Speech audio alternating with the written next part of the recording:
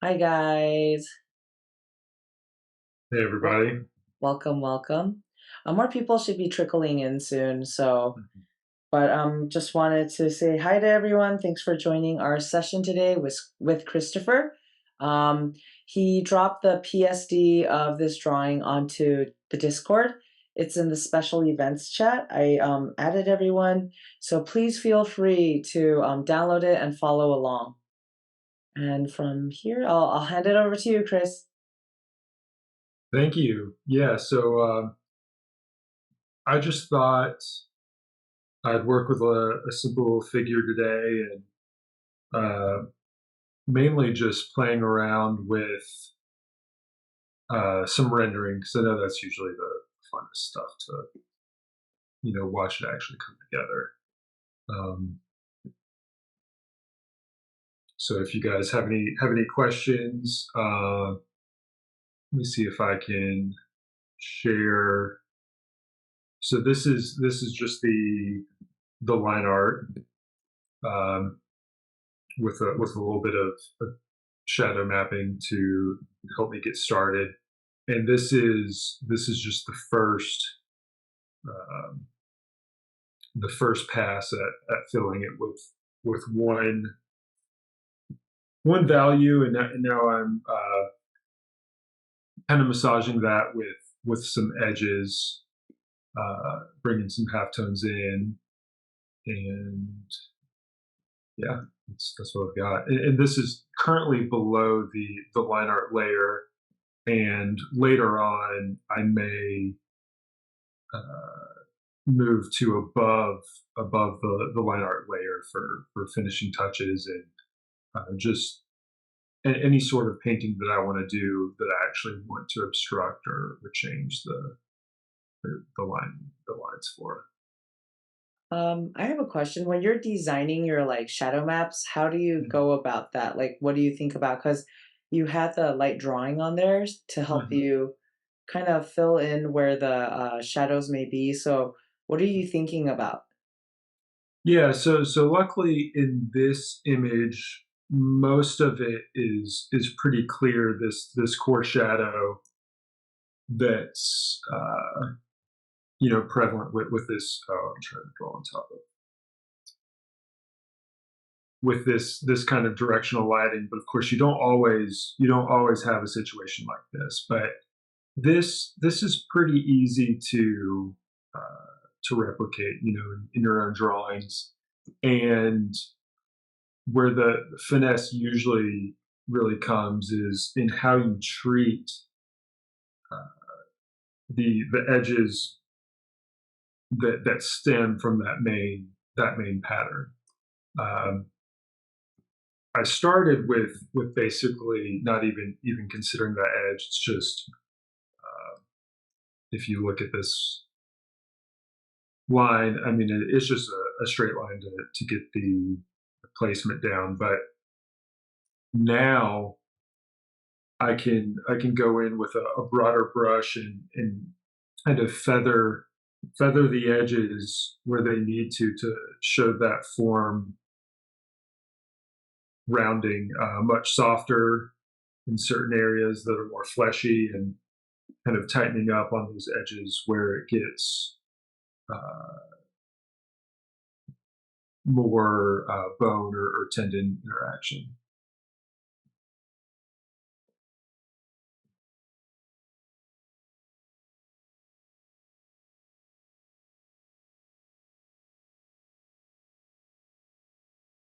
So, if you guys want to, just open up the PSD and follow along. Drop your work in progresses in the Discord. I'm sure Chris would love to see it. Absolutely.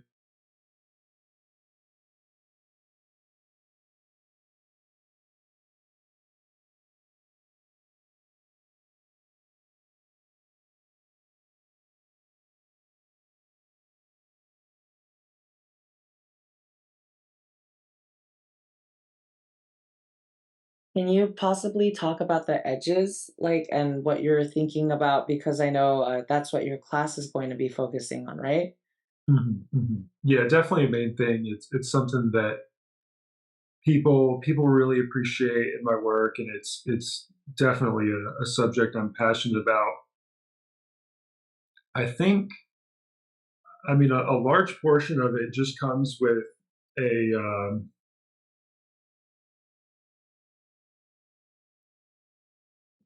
just paying a lot of attention to subtle value changes. I don't know if it's something that I just naturally have a knack for or whatever, but um, just having the ability to, one, some of it's knowledge based and observational based, knowing that, oh, this is a form that turns in a certain way. If it's a muscle group or something like that, you'll kind of know uh, why you're seeing a soft edge in a certain place, or you actually might not see a soft edge where you'd expect to, and maybe that's because there's actually a cast shadow that's wrapping around it in a particular way, or the lighting is so flat that it's kind of changed the makeup of that edge. So there's kind of the knowledge there, and then just being really aware of what you're seeing, and later on, I'll actually I can play around with edges, kind of for painterly or aesthetic, artistic intent beyond just strictly representing what I'm seeing, and that's where some fun happens. Like, it's premature now, but I could just, if I wanted to see how her cast shadow on the drapery behind her kind of interacts there, or especially down in the leg. I don't have too much value down there, but you can just, oh, actually,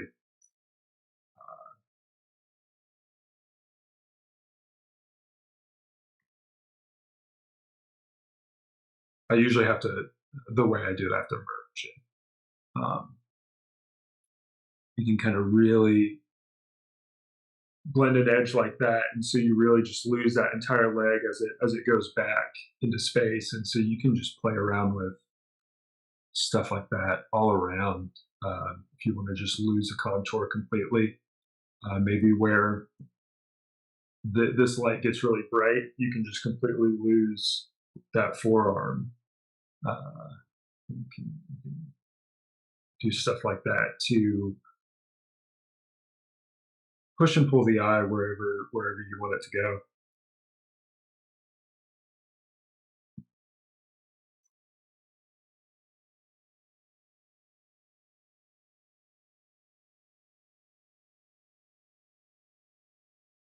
Always be aware of kind of these larger forms too, even when you're representing the small ones, because this whole back is really, it's usually simplified as a rectangular prism of some sort. And then as we get further down the figure, you'll notice that the shadows actually tend to get a little bit lighter because they pick up bounce light from the ground, if it is in fact light. If it's dark, you don't see that as much. But then the lights also get darker because we're further and further away from the light source. So things tend to merge a little bit more as you get farther down. That's usually called that light fall off, or fall off of light. So in your course then, how are you gonna be talking about all of these things? Because like, I know it's a lot to talk about in 1 hour, but Mhm. how are you gonna break it down weekly, and how do you help people apply shape design edges and, like, for the figures? Mhm. Like, do you could you summarize that for us? Yeah, so the way that the course is generally structured is I'm actually kind of going by the different the different common time frames that we do a drawing of the figure usually, and one of the most popular is kind of like the 5 minute quick sketch, and so that allows you to really focus on gesture and maybe a little bit of shadow mapping, but it's definitely a place to really play with shape as well, because it's just so expressive, almost by necessity. You only have 5 minutes to make something work. Um, then we move on to the 20-minute drawing, which is usually how long I like to spend on a lay-in, even for a larger figure, because that's usually the longest um,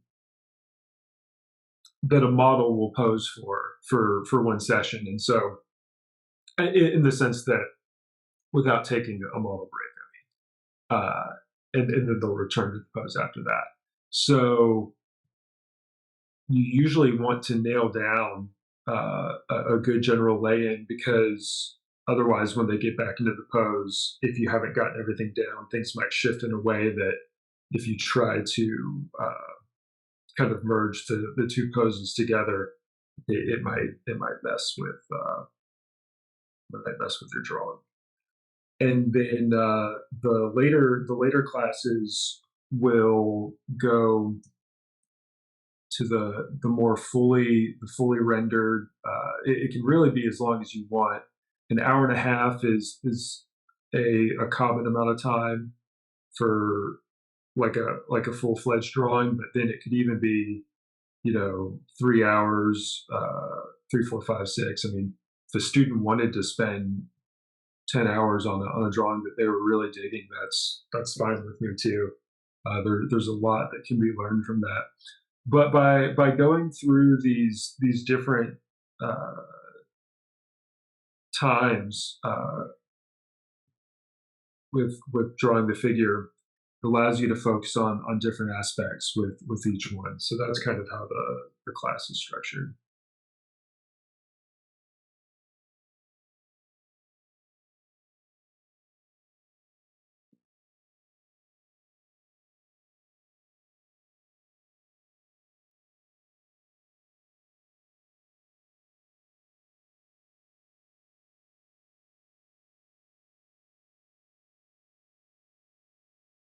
And for those of you joining late, the PSD is on the special events chat on the Warrior Painter Discord, so you guys can follow along.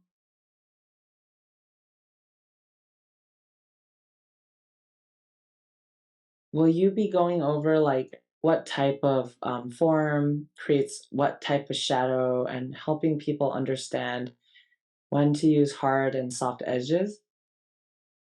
Yeah, absolutely.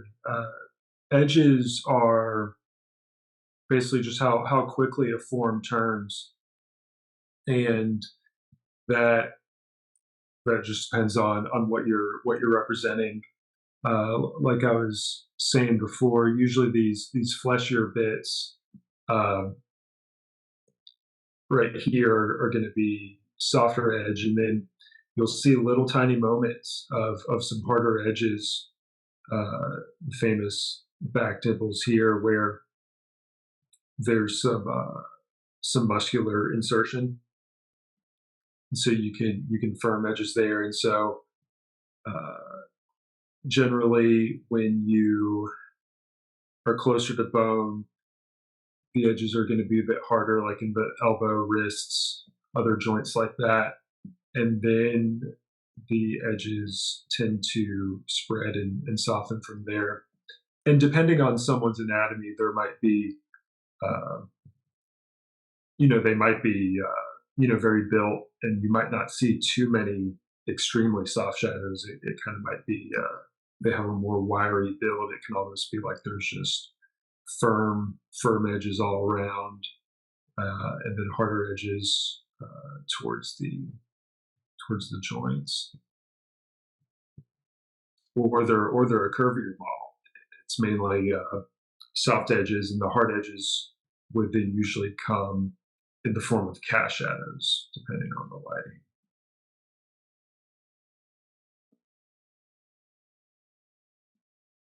Someone's asking, do you need to have any knowledge of anatomy ahead of time? So you can really treat it as more observational, and in fact, since this course is so focused on shape, you actually don't really need too much anatomy knowledge. Now, of course, it's really helpful, and if you find that you like doing figure drawing, or you just want to get better at it, studying anatomy is always going to help you. But if you break it down into shapes, you actually don't need to really know what it is you're drawing, as long as you can draw it accurately based on what you're observing. Is that kind of what you do with like shadow mapping, I suppose, where you're designing the shape to imply the form? Absolutely. Yeah, if we just show my lines again. Now, of course, these lines have my knowledge of anatomy kind of embedded in them, but they're mostly straight lines that just generally uh, capture the character of that certain shape. And so if you can, let's see,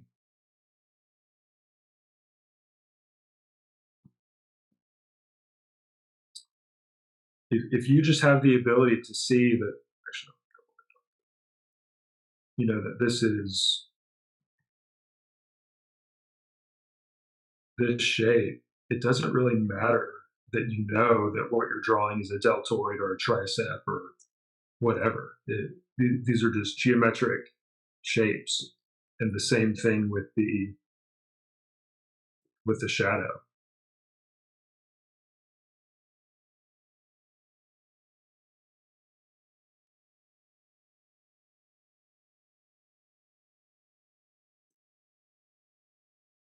If you look at, it's actually, the academic method of drawing usually breaks down the lay-ins like this, where you don't really use curved lines. I mean, you can use curved lines for effect and aesthetic if that's more your thing, but by breaking it down geometrically like this, it's usually easier to measure straight lines than it is curved lines, because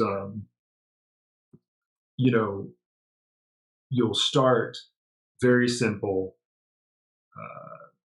like this for a shape, and then as you keep refining it, you can keep becoming more accurate with the character of it until you eventually get to something that looks like a curved line, but it's usually really almost a series of straight lines that have been finessed and finessed to the point where they look like a curve,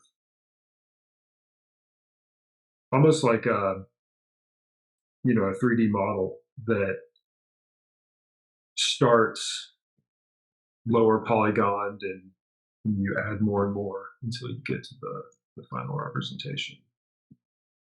There's any followers in chat.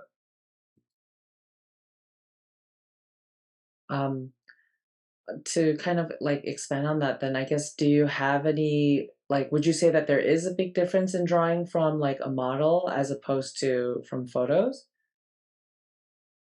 I think there can be. You can certainly learn all the basic fundamental concepts from photos that you need to, and a lot of the drawings that I've been posting lately, if you guys are familiar with my Instagram, which is Paint and Stallion, by the way, um, I've been starting these drawings from life, and then since they've only been 50-minute poses, which really isn't enough for me to finish them the way that I've been wanting to.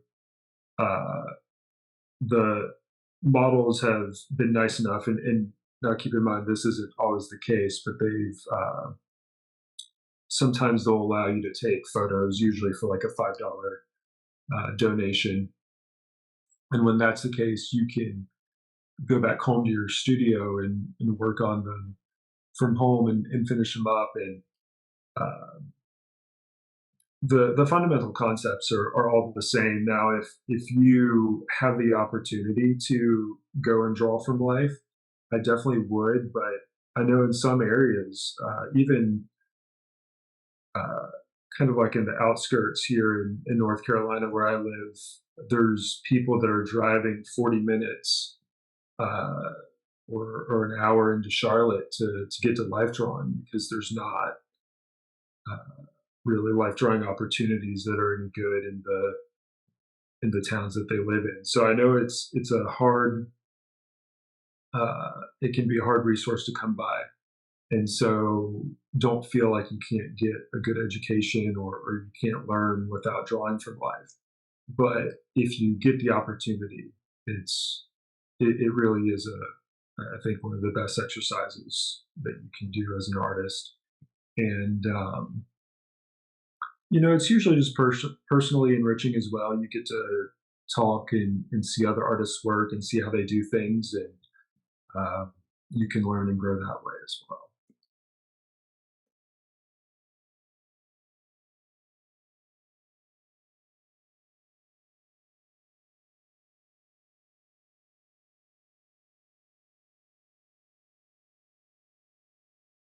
To kind of piggyback off of that question, is there something that you particularly look for if you're not able to get to a live figure drawing session for like photo references or stuff like that?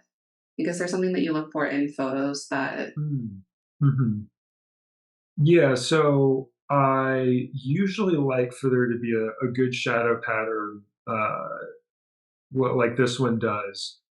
And I mostly try to use references that are kind of made for this explicit reason of being art reference, because otherwise it's common to get photos with a lot of distortion based on different camera lenses. Uh, just the focal length can often be different than what our the way that our eye usually sees.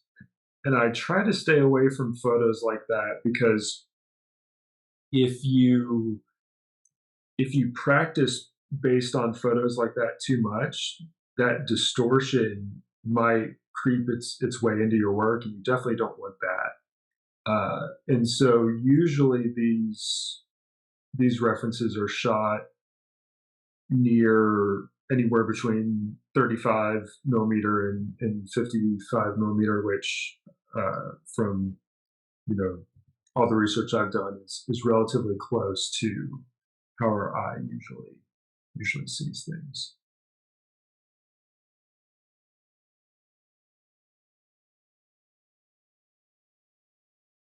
Later on, you can work from photos like that for special effect, or you might eventually become a concept artist for film or something like that, and working from photos of that nature may actually be beneficial to you because maybe that's what the scene requires. So there's definitely uses for that too. But I've kind of trained as a more traditional artist, so I try to get photographs that look as close to a live session as I can.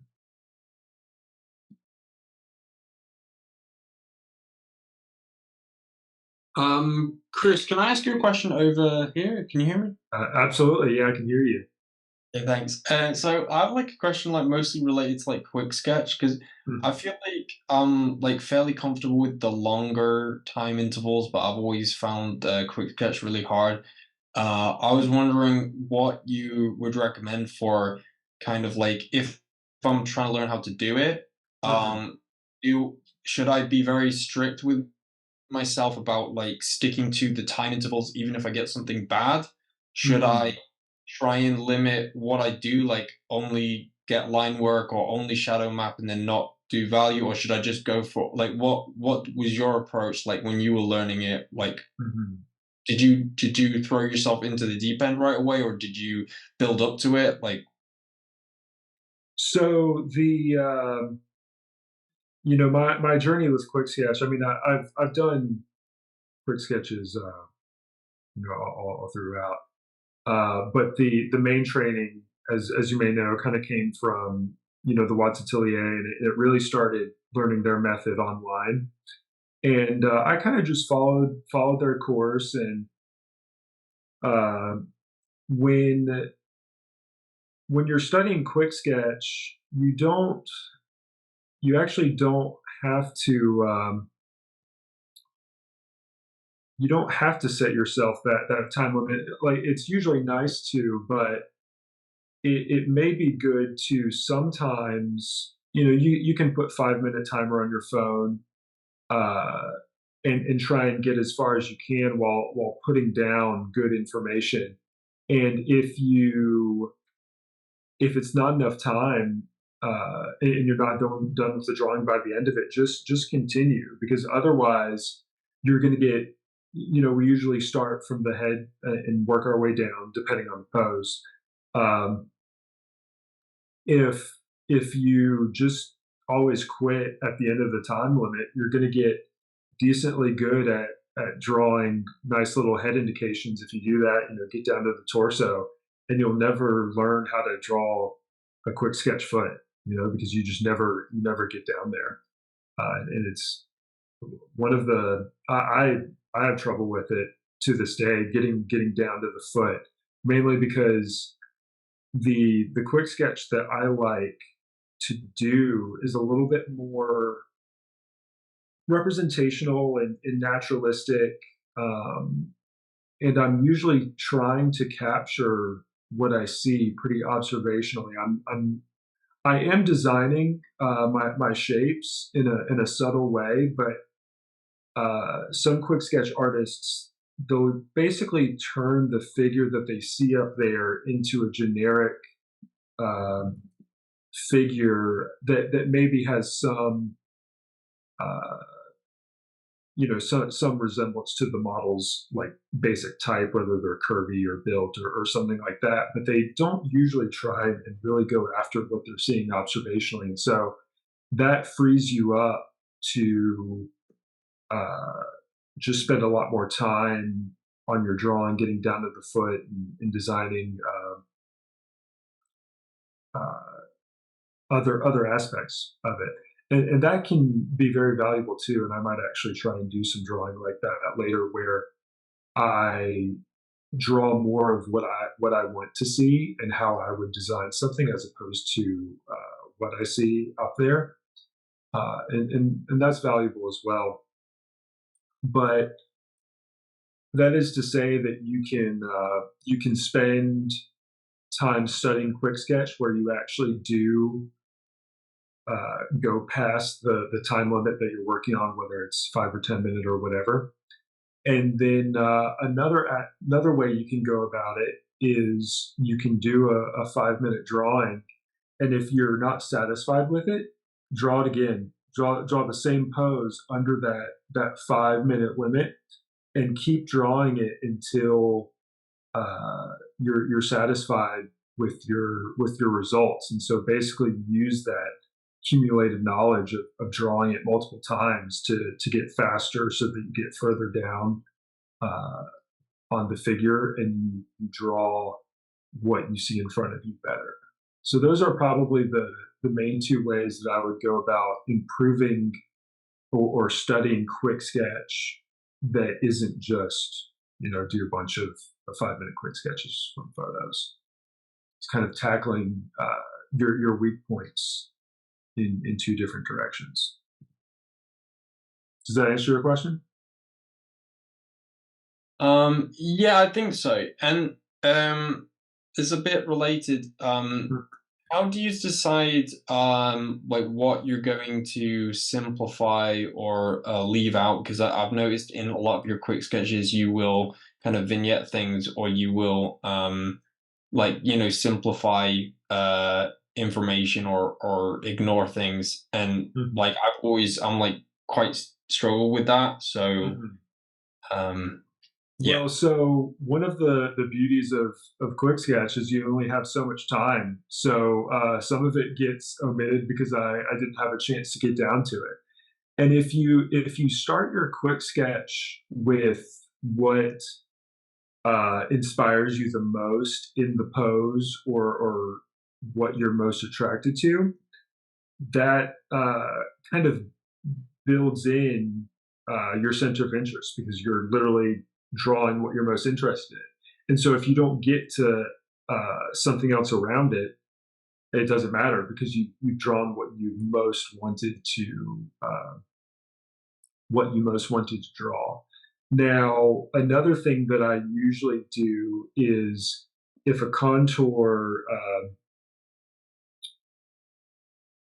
is is really being hit by the light. I don't know if you saw this part of the demonstration, where, see, this forearm is really being hit by the light. So I can completely eliminate that contour, and you can still read, especially if I have some information on the other side. But even if I don't, um, you can let that entire forearm kind of disappear, and then we find it again in the hand.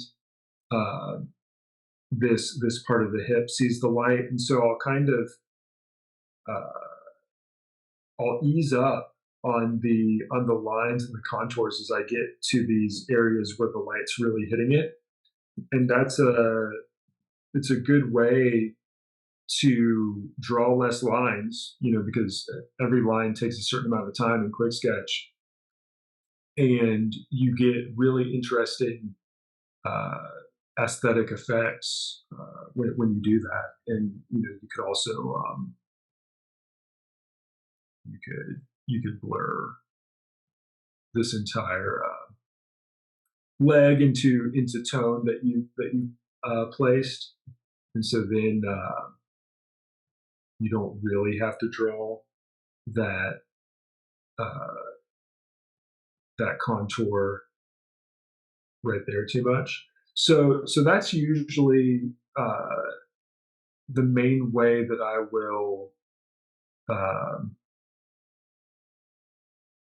kind of eliminate something, or elect not to draw something, is if it's close to the light, and I can kind of use that bloom of the light to eliminate the contour, or if I fill it with shadow, or if it's just not uh, an interesting part of the figure for me. Um, that way, I can kind of create little vignettes, and some days you might just want to draw torsos, and really learn uh, how to simplify torsos in a certain way, or legs, or knees, or hands, or whatever. So then you can have a full Quick Sketch page where you've only focused your attention on that one part of the figure, and those can be cool in their own way too. So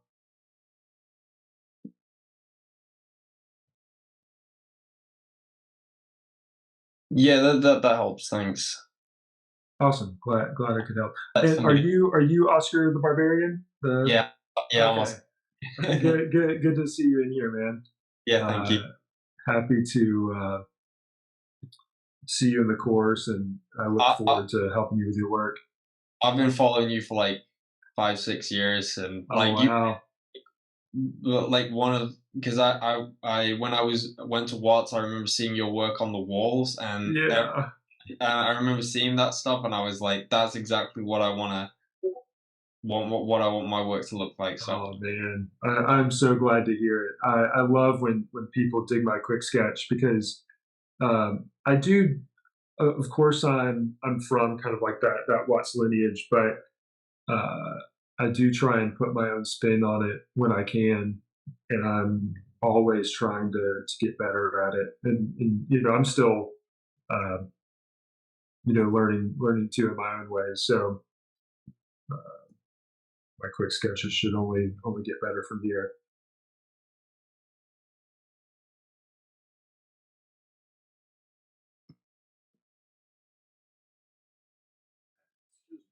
think this drawing is at a place where I might want to merge it, and this way I can start to use the mixer brush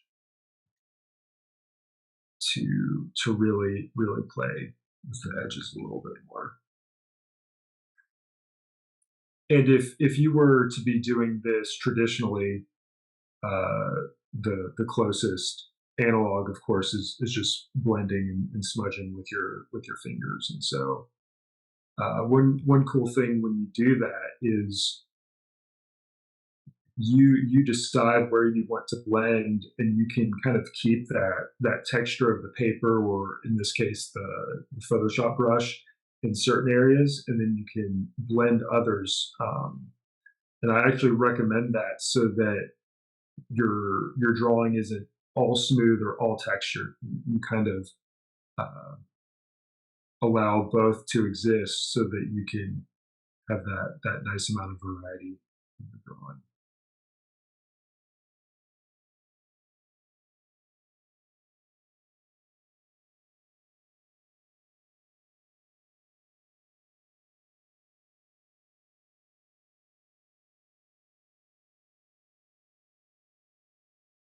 You can blend one of two major ways, either along the form like that, or across the form. And both will usually give you a different impression on the form. If you're going along the form, that usually makes them feel smoother. If you look at Anders Zorn's paintings, he's usually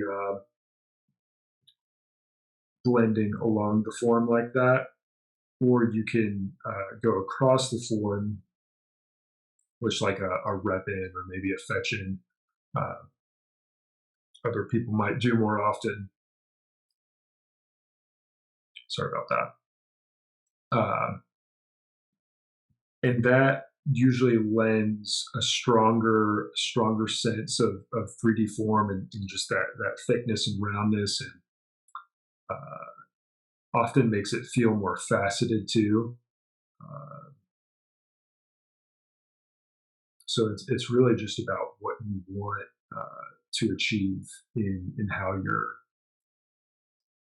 blending these values.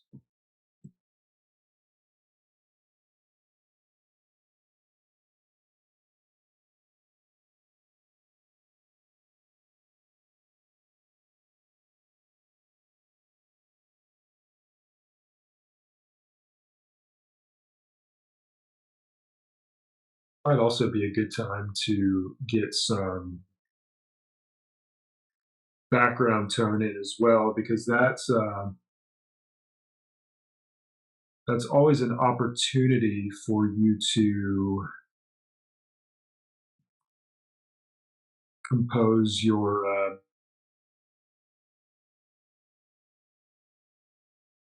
drawing. It's not just about the figure; it's also what's around it. And if you're doing a quick sketch page, you can usually do really cool stuff where you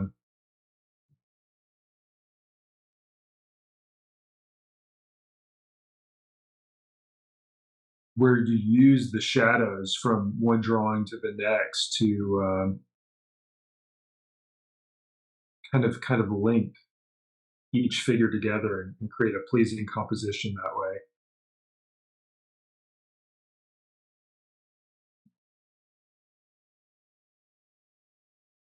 When you get a chance, some people uploaded their work in progress on the Discord, but you could do it like maybe when there's like 10 minutes left.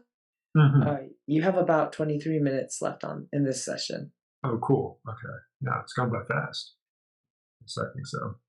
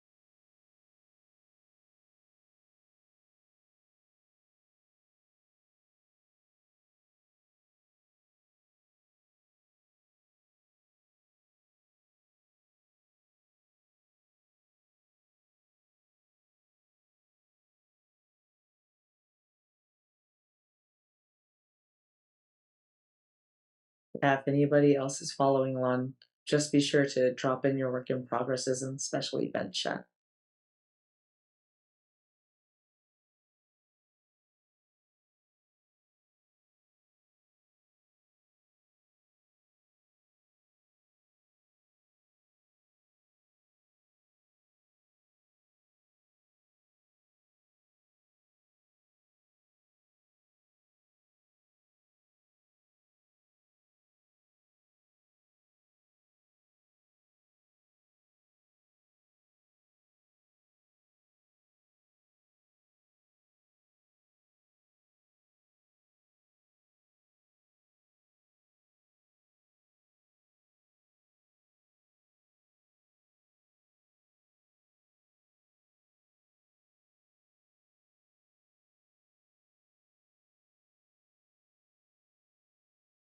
How do you decide to go like darker or lighter in your value groups? Yeah, so I'm of course, responding to what I see, and I started with basically just one main value for the shadow.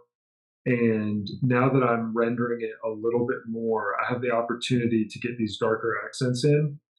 And usually those are occlusion shadows where uh, the light is having a harder and harder time reaching, the part that you're drawing.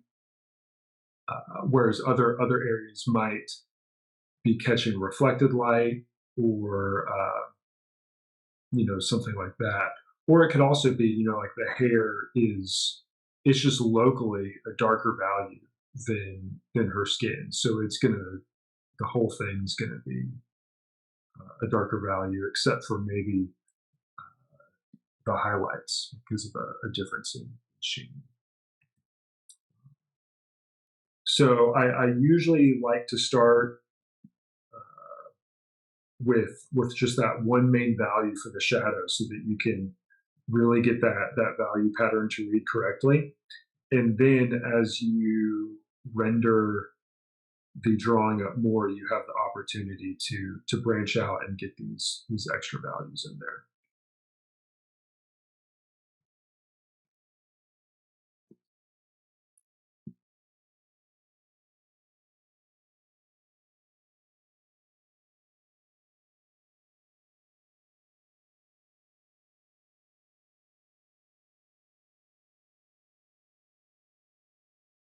Does anyone have any questions while we're drawing and we're kind of further along?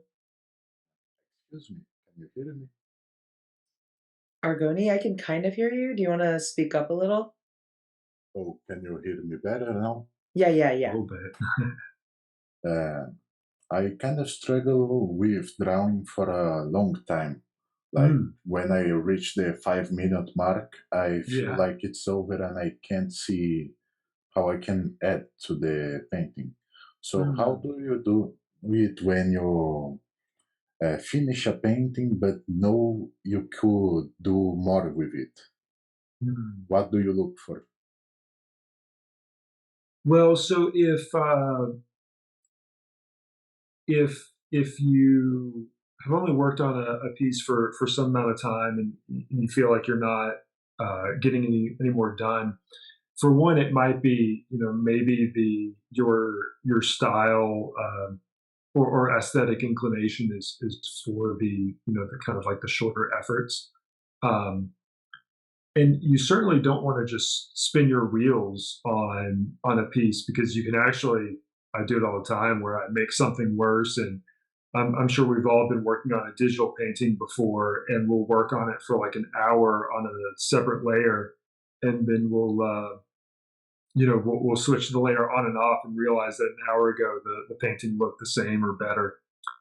um, you might actually want to try picking like a master to do a study of that has like a piece that might be more complex than what you're used to drawing, and try and see that master study through to a full finish. And that's actually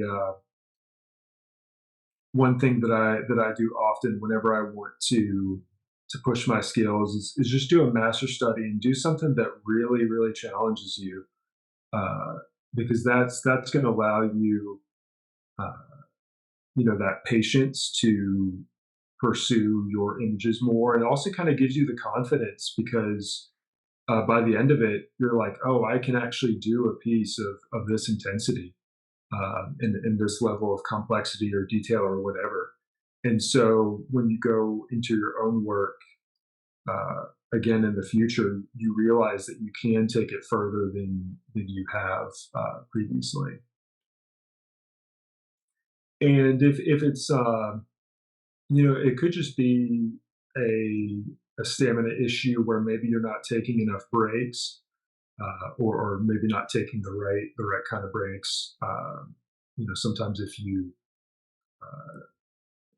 play a video game or look at more art on your phone, that can be good, but maybe it's kind of like overloading your kind of like your aesthetic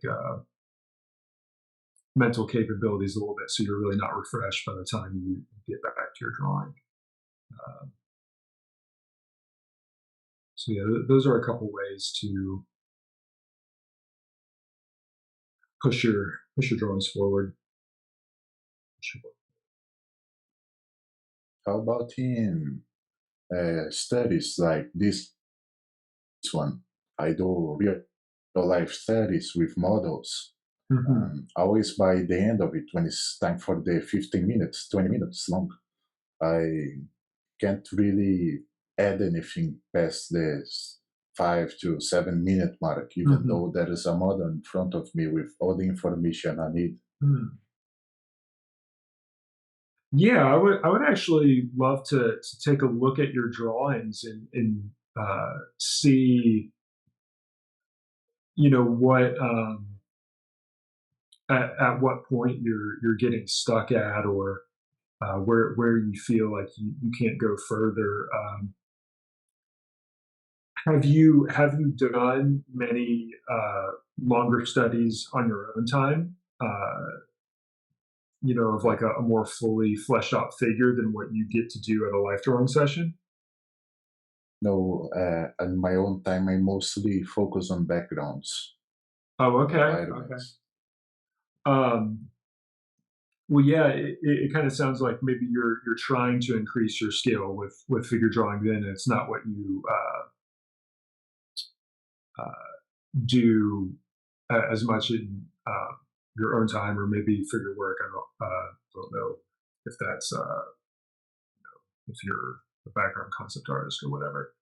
Um, so I would definitely recommend trying to do a longer study, and probably from a photograph, because it would be difficult to get a live model for super long sessions, although they do have them in some places.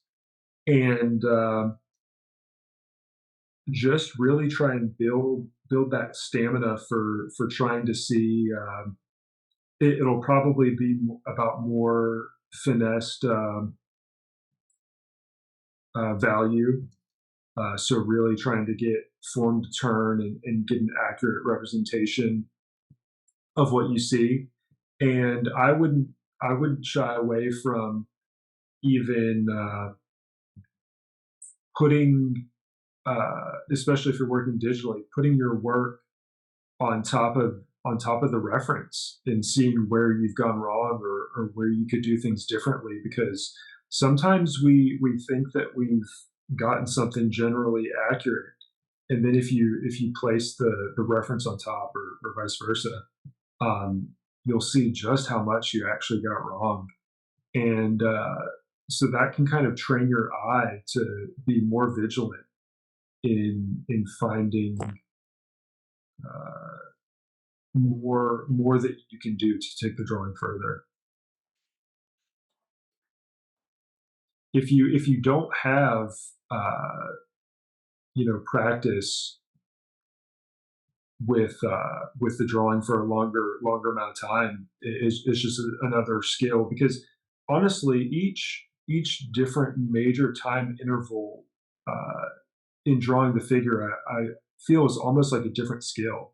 There's people that are really good at quick sketch. There's people that are good at like these 20-minute drawings, and then there's uh, you can be good at the 3 to 5 hour drawing, and then in the more academic scene, they'll spend 20, 30, 40 hours on a drawing of the figure, and usually from life too, before they're done with it.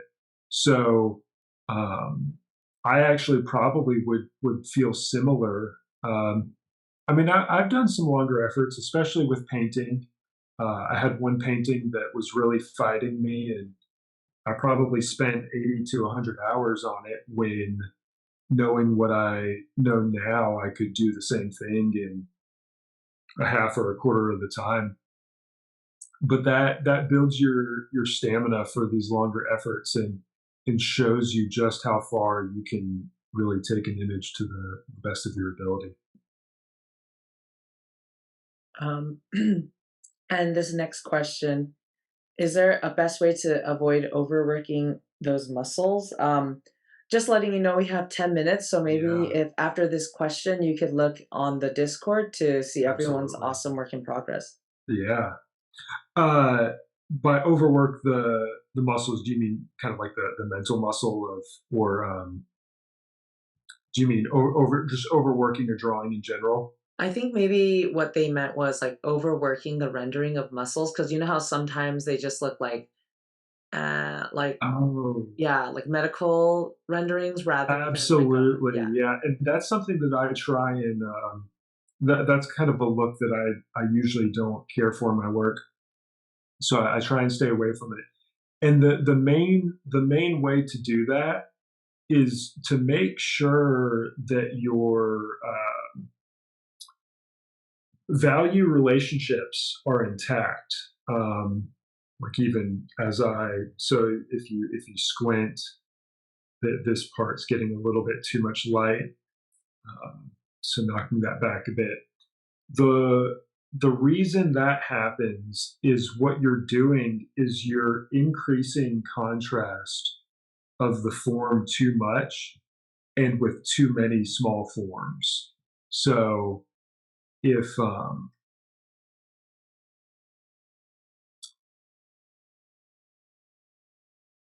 if I kind of increase this contrast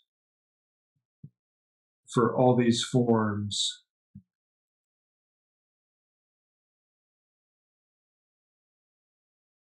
and this can be cool if you do it right. Um, it can become just like a stylistic thing. But you guys see how this is completely changing uh, the kind of drawing that it is, because I'm now over exaggerating, because value equates to change in form. So if you're changing the value, you're changing how steeply the form kind of rolls or pops, um, and recedes in space.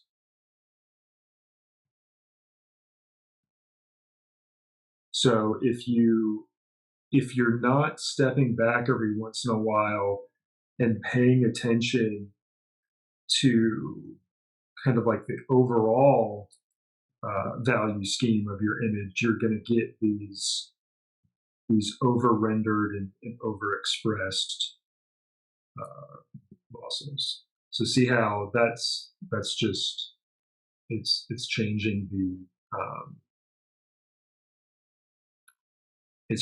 the tone of the image, and now we're in this image we might see values like that is in this forearm here, where it's really seeing the strength of that light. And so essentially what you would be doing if you have that problem is you're drawing every muscle as if it's being uh, lit to this proximity of the light source. So see how um, if we look at the image from far back, the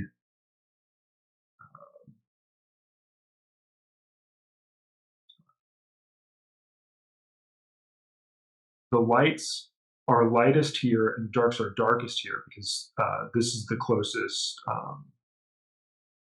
the figure is to the light. And then we look at the calf and see how the shadows have gotten lighter and the lights have gotten darker. So it's much more muted down here. So if we were to just color pick this, and now we're lighting this calf like that, we're completely changing what kind of image we're making. And also change the material feeling where maybe now it looks like she's oiled up or something like that. So to avoid that over rendering, it's just about keeping your value structure intact across the whole figure and the whole drawing. That's So really helpful. yeah. Yeah. So let me take a look at. Oh yeah, that's Quite some people posted. So Wow. yeah.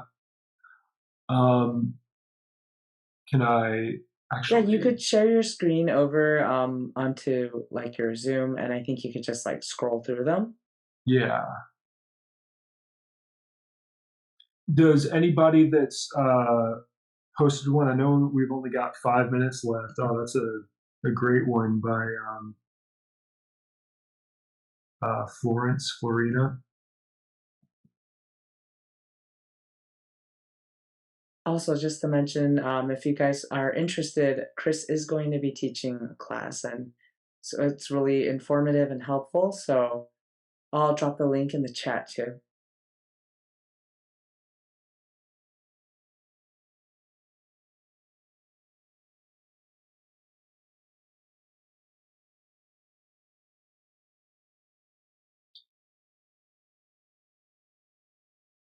I like that Discord.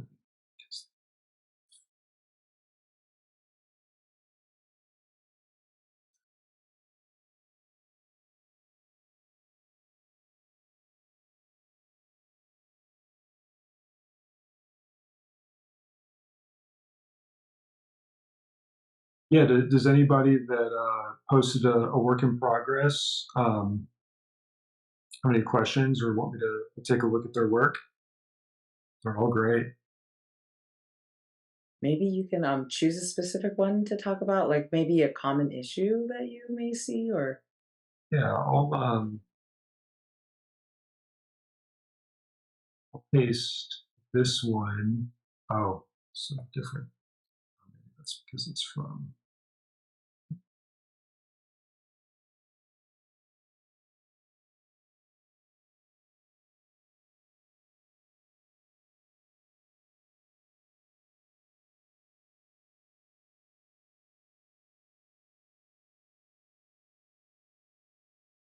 So this one is by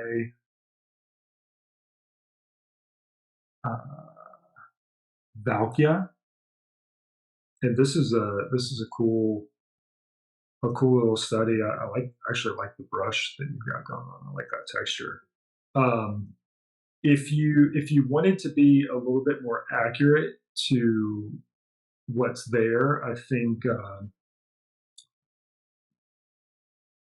the value structure could change a little bit. If you squint, uh, a lot of the lights are actually pretty similar in value to the background. It's mainly just a hue change, as in, of course, her skin is more orange, and the background is more gray.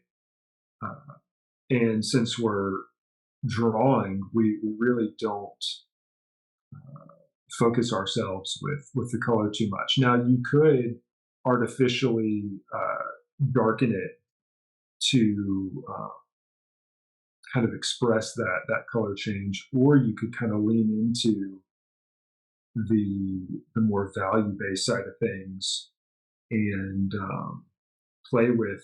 Because if you squint, you can, especially this edge right here, you can almost just completely get rid of it and allow the skin to blend into the background that way. And you are right. Like as you get further down, you've done a good job getting that fall off. So as we go down to the legs, your values actually are more correct. It's mainly in this area right here, the torso, where I feel it's been kind of artificially darkened.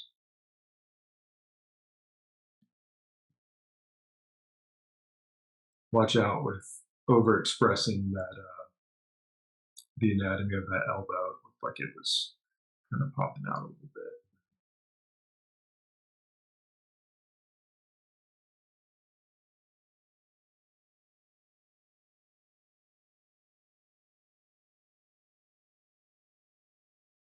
Sometimes it's helpful to get your lightest value in and use that to kind of key your image so that you know how everything else should be arranged in your picture to what level.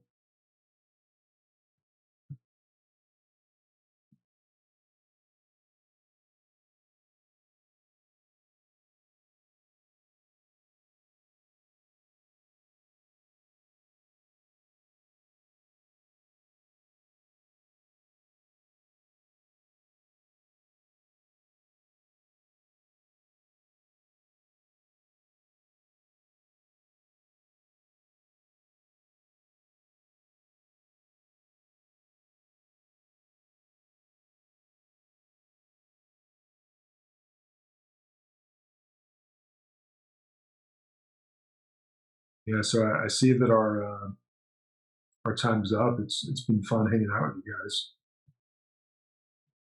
Yeah, thanks so much. This was really informative, even though it's just like an hour. I feel like I learned a lot. I'm glad. Yeah. That's what I'm here for. And I dropped the link in the Discord too if you guys are interested in checking out what he's teaching. The class starts this week. So thank you so much for your time, Christopher. Oh, you're welcome. Yeah. Yeah, I look forward to seeing you guys in the course. All right. See you guys later. All right, later. Bye. Bye.